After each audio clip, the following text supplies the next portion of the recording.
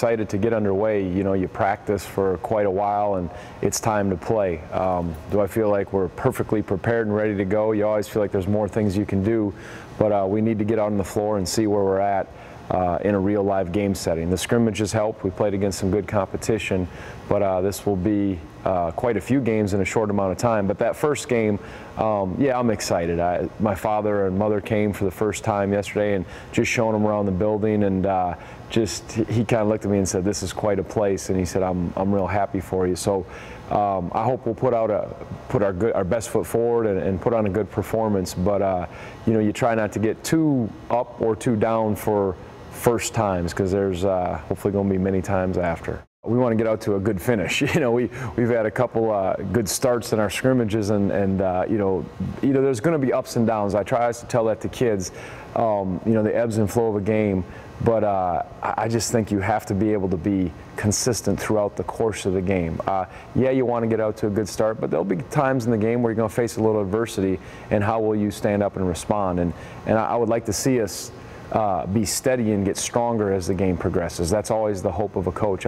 Sometimes getting off to these big starts, it's not always the best thing. I think you got to be locked in, and we talk about playing either possession by possession or even media timeout to media timeout, where you know, we look at the game in segments and not get too carried away by score or halftime or anything like that, but just keep plugging and hopefully get stronger as it wears on.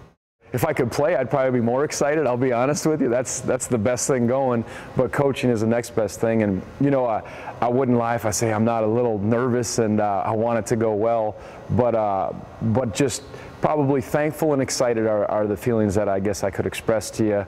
And with always wanting to go well, and knowing that, hey, after this game, bang, we play at South Florida. And there's so many games, so I just want to focus on our team.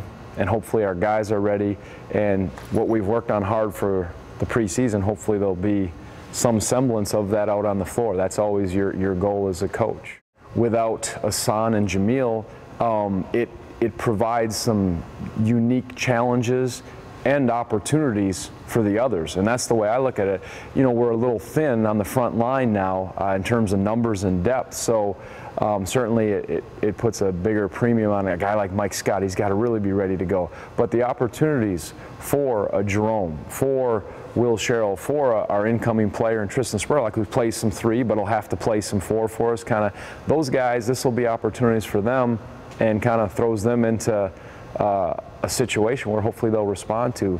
And that's part of being a family and a team. There's going to be some things that come up, and then you just got to band together and hopefully use it in the long run to improve, and that's the spot we're in. I wish it wasn't that way, but it is, and we'll move forward.